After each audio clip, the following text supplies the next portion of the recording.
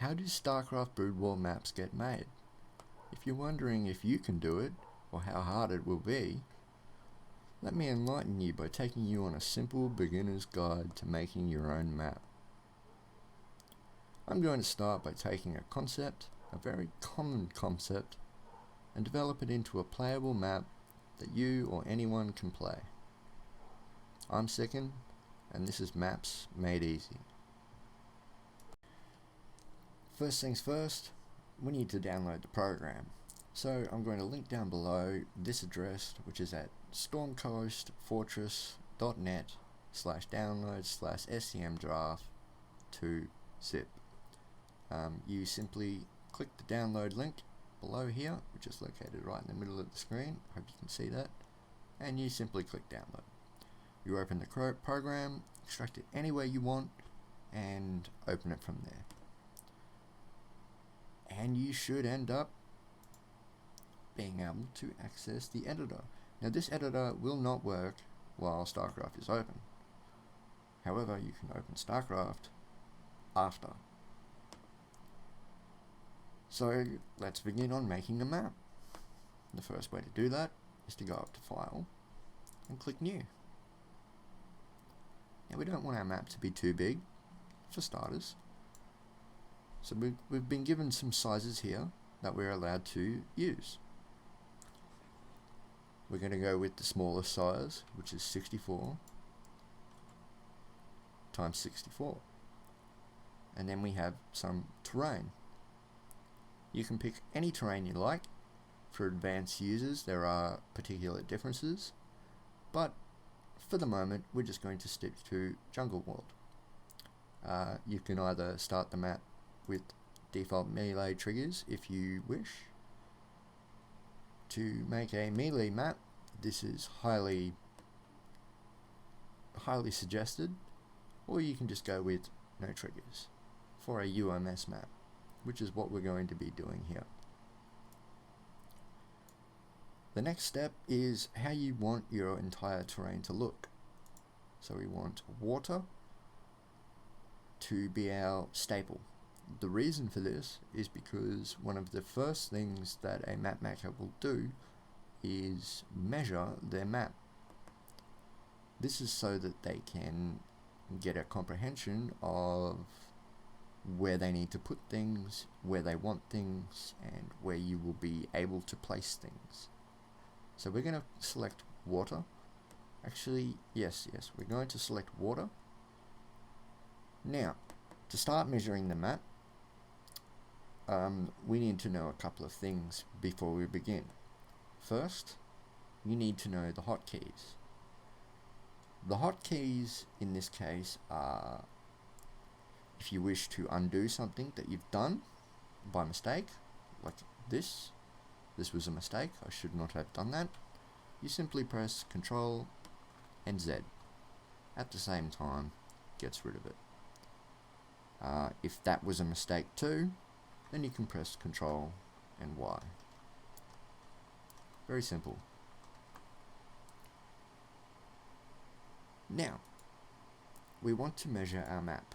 So we need to go up to the top of the screen. As you can see how it says isometrical. We want to click on rectangular, and we want to click on Windows. Right next to the help button, click on Terrain Palette. This will give you a palette. Now, this will become a common feature throughout the editor. Nothing will open automatically. You need to go up to the window section and open them individually. For example, I want to place a unit, so I will need to open the unit palette, and here we are, we have the units. So I can put a bird or a kangaroo, and there it is. This is also a recommended feature to place something like a marine on your map, so that you can get a comprehension of how big the map is going to be, because you can see this measurement that we are presented with is actually not the in-game diameter of what you will see. You can also hold control and you can hold control and scroll in using your mouse key, and you can get a little closer. This is more the map dimensions that you will see in game, but it's best to zoom out to where it is normally. Now we need to measure our map. For this, we select a box which is 14 by 14. In the rectangular section, we select dirt. We put that out of the way for the moment. We go right up in the top corner and we try and find the middle of the map. And as you can see, we have now found the middle of the map. There are 3 squares at the top here and 3 at the side, 3 there, 3 there. So now we've found the middle of the map. So now we need our tool again to select a different tile. We've selected the dark dirt, and with the dark dirt we are now going to center the map. So now we know where the middle of our map is. So what concept are we going to play with today? Today we are going to spawn units and have them attack each other at the player's discretion. So we want 2 players, and we're going to put them equal distance from each other.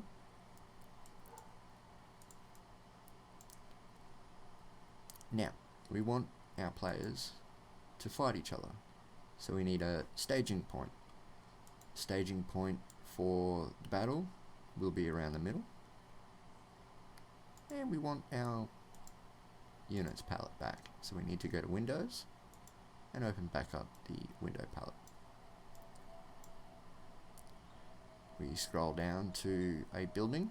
We will use a pylon.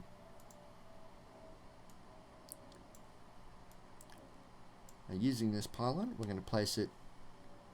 This is why we used the grid setup, so that we can see exactly that this spot right here is exactly the same measurement to this spot down here.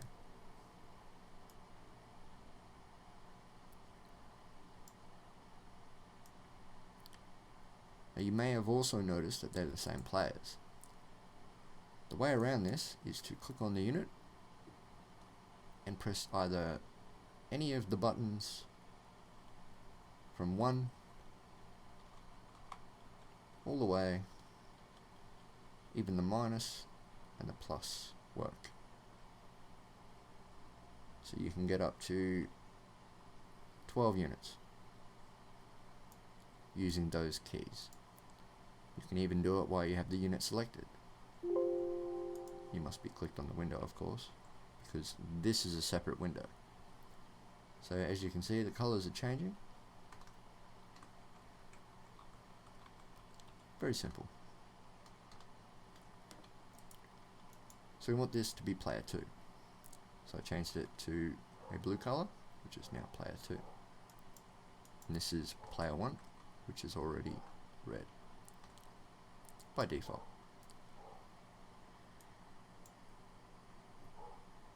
Now, what we want is we want to simply spawn units, and we want those units to be spawned so that you can use them to fight. To do this, we need to first set up the map properties. This sets the standard for what the map is about and how it will be set up. So the name of the game is going to be red versus blue, and destroy all enemy buildings. Now we want player 1 and player 2 to be human. So we want this to be Protoss, and we want this to be Protoss.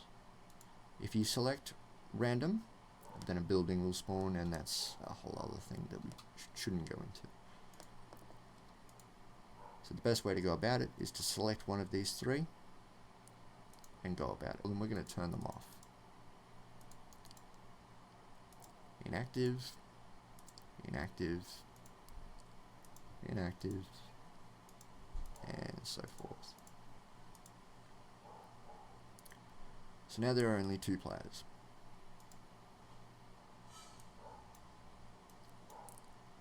And it doesn't matter where you put these, they are not a part of the game. Now, for this page, randomized start locations will only work within this panel. So if I was to place a second player in here, then these 2 could be in either positions. That's a little bit more advanced, but it is something that we will go into in a further episode. Next is the unit settings. In here you can change all sorts of things. We'll go to a ground unit for exactly. We'll go to Protoss first. And we'll select Dragoon. So with the Dragoon you can change the name of the Dragoon. You can call it Crab. And we can change how many hit points it has, how many shields it has, how much armor it has. You can change how long it takes to build from a gateway, how many minerals it will cost, how many gas it will cost. You can also change how much damage it does and how much damage it will do when you upgrade it. You can also change whether or not you are able to build this unit from a gateway. This works from every unit, including buildings. So if you want to use a probe, and you do not want that probe to build, you need to go through every single one of these buildings and turn them off. But for now, we're just going to stick with the Dragoon. And that's how we want it. The upgrade settings, much the same.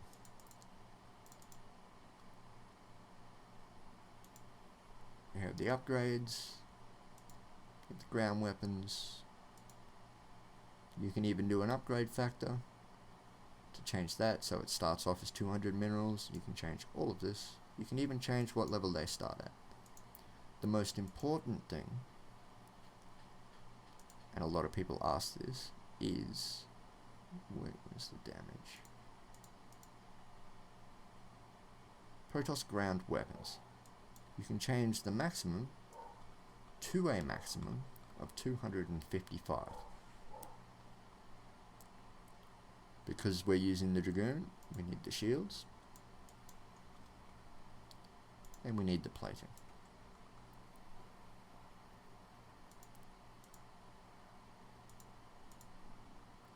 Very simple. Attack settings, much the same. A little bit different. In here you will be able to change whether or not you have already researched it, like a cheat,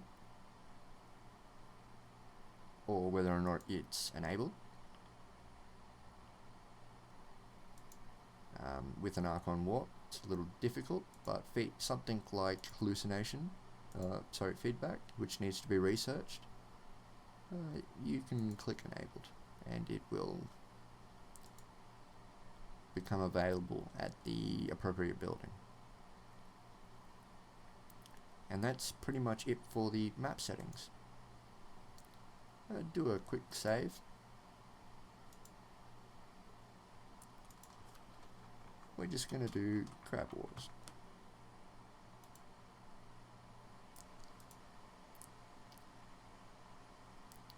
You can also place vision. We're going to place map revealers for player 1 and player 2. Now, here's the crux. The trigger editor. This is where everybody gets stuck. Okay, so the triggers, which are accessed obviously from the triggers submenu menu up here, is in the submenu here. You're going to want to use this one here. Click on that, and there is nothing to begin with. unless you click melee triggers, in which there will be. You click new. Now we want to include player 1 to begin with. We go to conditions. These conditions need to be met or the actions will not work. So for something very simple, we want dragoon or crabs to spawn around our pylon. So we're going to do bring player 1 brings at least or exactly. We're going to do at least 1 Protoss pylon to anywhere. Now this section here is very important, and now I will go over that right now. You can exit out of a trigger while it's being built, but the trigger will not work. So we're going to close this for now, and I'll show you something else. If you do not want something to happen anywhere, you need to place a location. A location can be placed by clicking the layer and by going to locations. Now your mouse will be able to place a location.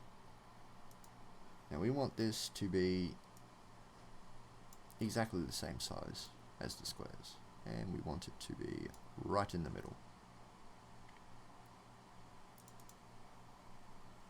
Make sure to name this crab red, and we are going to copy this one by pressing Ctrl C and pasting it down here.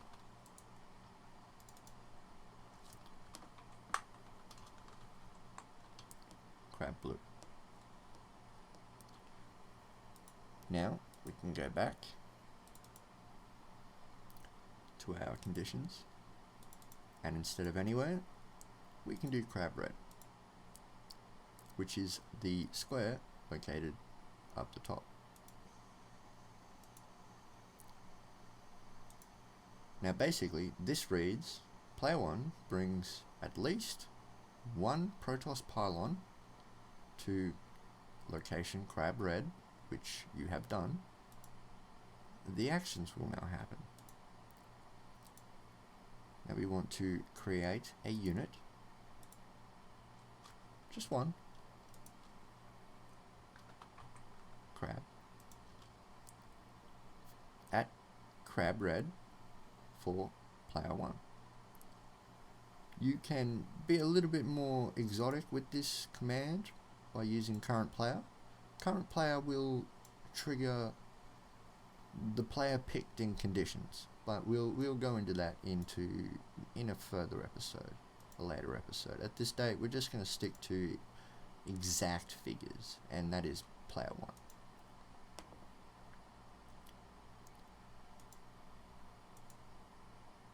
And we want this to continuously happen. So we need to go to preserve trigger,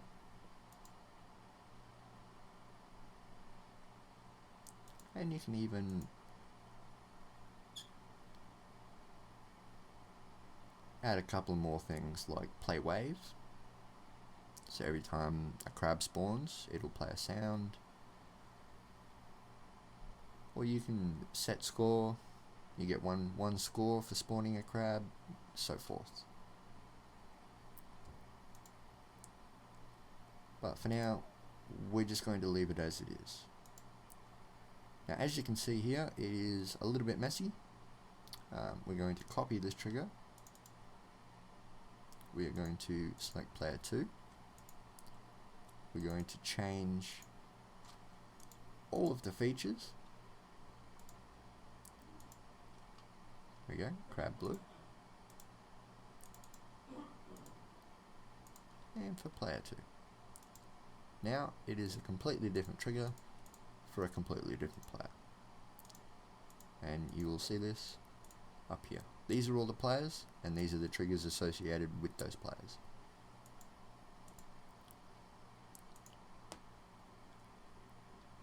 Okay, so as you can see, it's a little messy. So what you can do is you can go into Actions, you can click New, and you can select Comment. Now what Comment does is it will allow you to type in a phrase, doesn't matter where it is, and it is now very easy to read and you know exactly where the trigger is. This isn't a big factor in such a small map, but later it will become a massive problem. You need to either use this feature or not. You can simply mouse over it to see what's happening in the trigger. You can do it on this one as well. Comment, grab blue, and there we go. Now, so both players are going to be spawning their units, and they are going to have free control to do whatever they want. They can attack each other, and that's that. Now what I want to do is, if that pylon dies, of course there needs to be a way to win. So we're going to make it so that if you kill that pylon, you lose the game. So we're going to do current player, condition, command, current player again, exactly 0,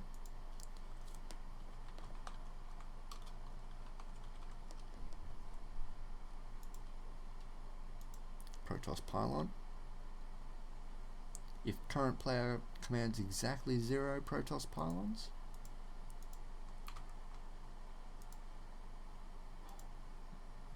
end scenario in defeat for current player.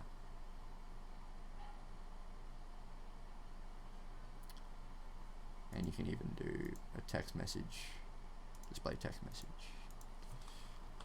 You have lost.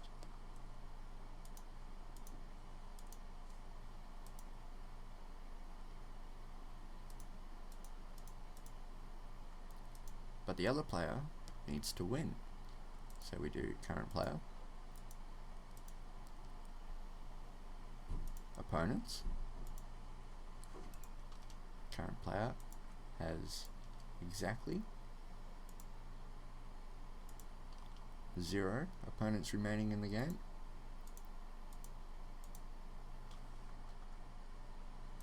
victory. And we can do another display text message.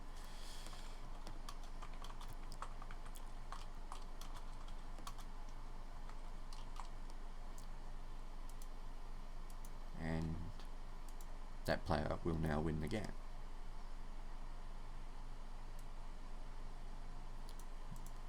Very simple triggers, just to spawn units at a certain location. Now we want to test the map.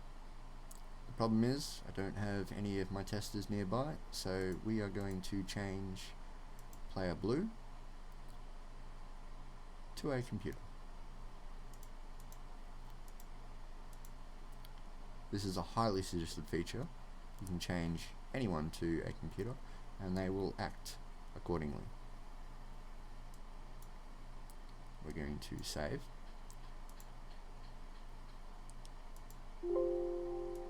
Yes.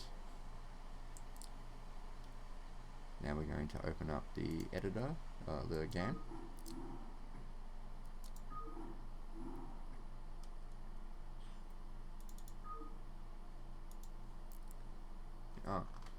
There is one thing I did not do, and I apologize. Every map will not work unless you have start locations. To find the start locations, you need to go to the unit palette, which is here. Scroll down to neutral start locations. And you can put these pretty much anywhere. As you can see, I used the 2 key to change the color, and there we go.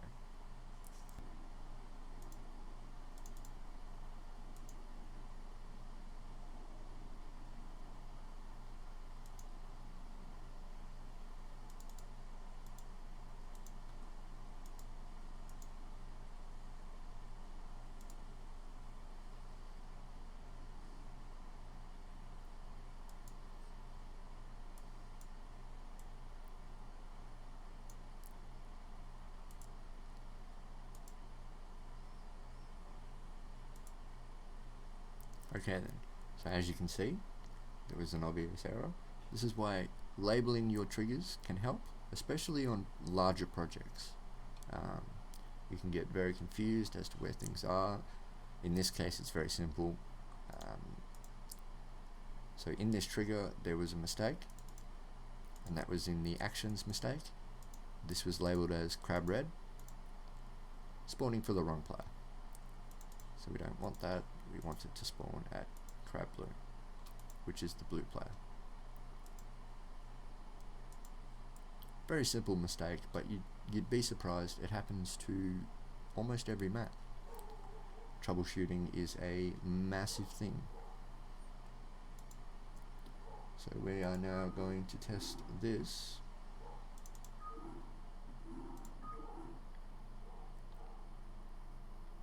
As you can see, it's working perfectly.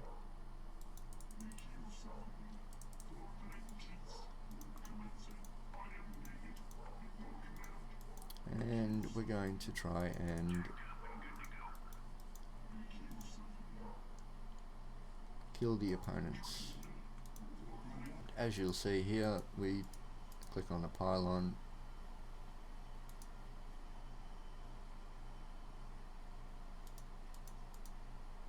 and we should have won.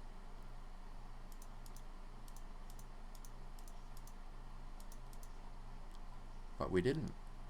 Why is that? Why is the game still going? It's because the defeat trigger is wrong.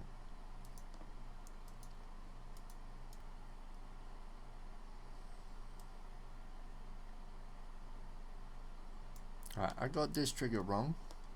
Apparently you meant to use all players instead of current player. Current player is used for very unique situations, which is very hard to explain at this point. So if we change that to all players, it will select the current player, whichever player it is, who is in the conditions situation, and execute the action.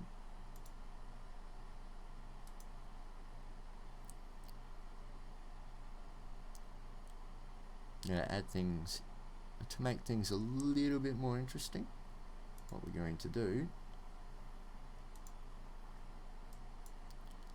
is we're going to ramp up the complexity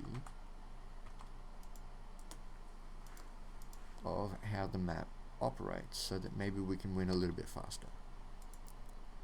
So before I win this game, I'm just going to point out something. You see with this, well, ignore this one for a moment. I clicked on the wrong one, but it is an inherent text tree that this requires Templar archives, as well as this requires cybernetics core. These are things that the StarCraft editor cannot change. There are ways to change it, but it is highly suggested that you rear yourself away from that kind of editing. So now that the win trigger should be working, as you can see, you are awesome, you won, and we've won. Yeah, the text structures work how they work, regardless of what you do. There are ways around it. You can add the text structures any way you want. You can make them invulnerable. In fact, I will show you how to do that now.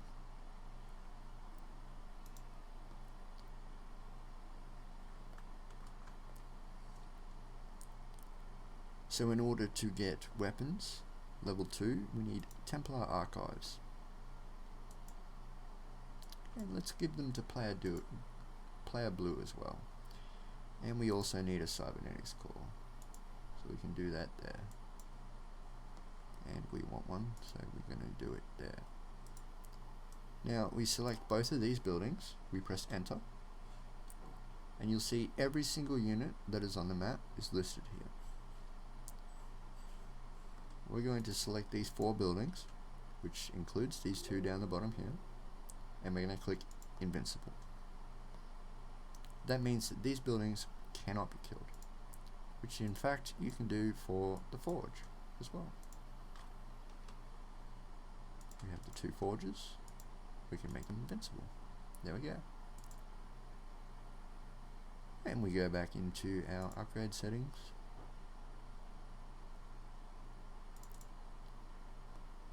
And the ground weapons, plasma shields, and Protoss armor. Here it is. 255, 0, 0, 0, 0, 0, done. Save the map, go back in.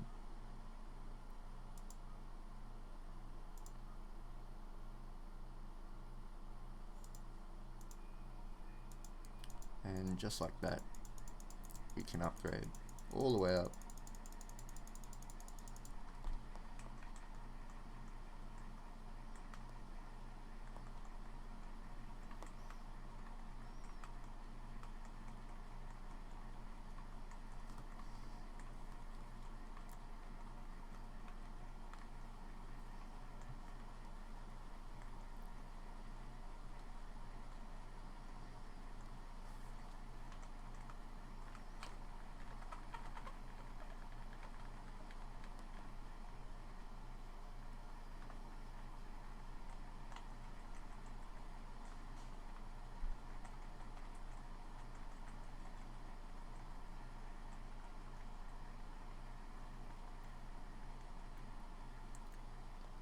We can upgrade to 255 and no more. It is impossible to go any higher. And as you will see, these Dragoons now do 530 damage. This message I will explain in the next episode. But for now, we're just getting a basis on how to spawn units, what inherent problems you will encounter around spawning units, and how to adjust to those situations. And we kill the pylon, which is quite easy with that much damage, and we won.